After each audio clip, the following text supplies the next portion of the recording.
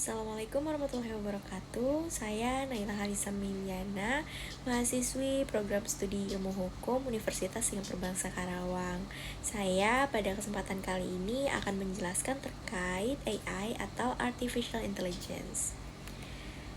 Baik, kita akan mulai pada pengertian AI sendiri menurut para tokoh. Yang pertama, menurut John McCarthy, AI adalah ilmu dan rekayasa untuk membuat mesin cerdas, terutama program komputer cerdas.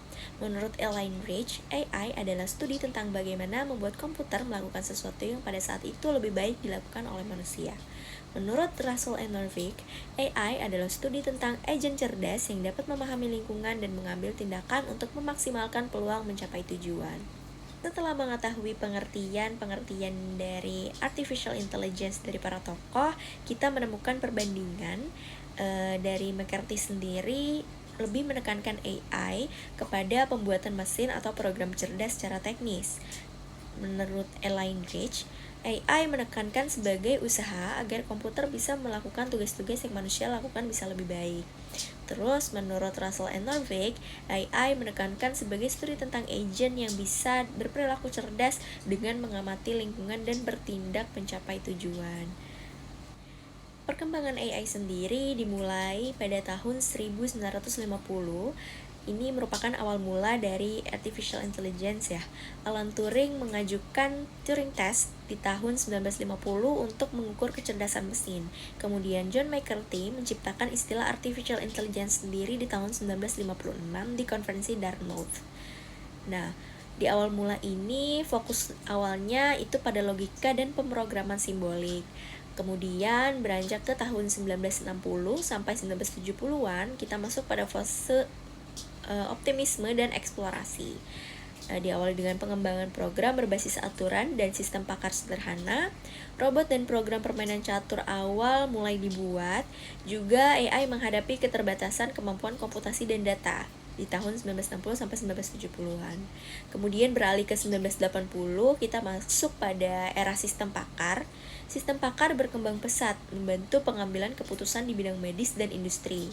Kemudian muncul metode pembelajaran berbasis aturan. Di tahun selanjutnya, di 1990-an, kita masuk pada fase AI berbasis data dan algoritma baru. Mulai banyak algoritma machine learning dan jaringan syaraf tiruan berkembang. Kemudian IBM Deep Blue juga mengalahkan juara catur dunia di tahun 1997. Kemudian beranjak ke tahun 2000-an, kita masuk kepada tahun Big Data dan Machine Learning. AI mulai memanfaatkan big data dan peningkatan kekuatan komputasi. Algoritma machine learning juga semakin maju, mulai digunakan di berbagai aplikasi, seperti speech recognition atau image processing. Kemudian di era modern, di tahun 2010 sampai dengan sekarang, masuk kepada AI deep learning dan AI dalam kehidupan sehari-hari. Kemajuan pesat di deep learning dan neural networks seperti GPT, AlphaGo, Gemini, dan lain-lain. AI juga digunakan luas dalam asisten virtual, mobil otonom, rekomendasi konten, dan lain-lain. Fokus AI itu lebih adaptif ya pada saat ini, real time dan berinteraksi natural dengan manusia. Ruang lingkup AI sendiri terdiri dari 4. Yang pertama yaitu learning, untuk meniru aktivitas kognitif manusia seperti cara belajar. Yang kedua yaitu reasoning, untuk melakukan penalaran. Dan yang ketiga yaitu decision making, untuk mengambil sebuah keputusan. Yang keempat adalah self-correction, untuk mengoreksi diri. Mengapa demikian? Karena AI sendiri memiliki kemampuan yang pertama sebagai acting humanly, yang kedua sebagai thinking humanly, yang ketiga sebagai thinking rationally, dan yang keempat sebagai acting rationally. Contoh daripada penerapan AI dalam kehidupan sehari-hari, yang pertama yang paling umum yaitu biasanya sebagai asisten virtual.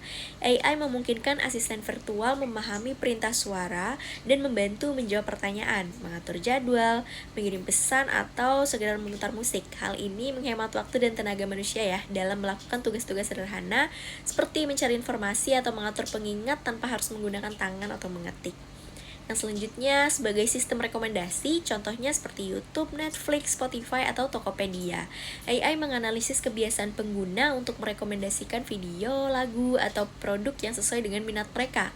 Hal ini juga mempercepat proses pencarian konten atau produk yang sesuai, sehingga pengguna tidak perlu membuang waktu menelusuri terlalu banyak pilihan. Contoh yang ketiga yaitu sebagai penerjemah otomatis dan koreksi bahasa. Contohnya seperti Google Translate. AI membantu menerjemahkan bahasa asing secara instan dan mengoreksi tata bahasa atau ejaan dalam penulisan. Hal ini mempermudah komunikasi lintas bahasa dan meningkatkan kualitas tulisan tanpa perlu editor manusia, terutama dalam situasi mendesak. Contoh yang keempat yaitu navigasi dan transportasi. Contohnya seperti Google Maps. AI menganalisis lalu lintas secara real time dan memberikan rute tercepat serta prediksi waktu sampai. Hal ini menghemat waktu perjalanan, menghindari kemacetan, dan meningkatkan produktivitas pengguna saat berpergian. Contoh yang kelima yaitu fitur keamanan smartphone. Contohnya seperti Face ID ataupun fingerprint. AI digunakan untuk mengenali wajah atau sidik jari guna membuka kunci perangkat atau aplikasi secara cepat dan aman. Hal ini mempercepat akses ke perangkat dan data pribadi tanpa harus mengetik password berulang kali, sekaligus meningkatkan keamanan. Setelah mengetahui lebih banyak tentang artificial intelligence, di era yang sangat modern ini, ternyata artificial intelligence sangat bermanfaat di kehidupan sehari-hari kita ya, dan sangat membantu juga. Kurang dan lebihnya penjelasan terkait artificial intelligence saya cukupkan. Wassalamualaikum warahmatullahi wabarakatuh.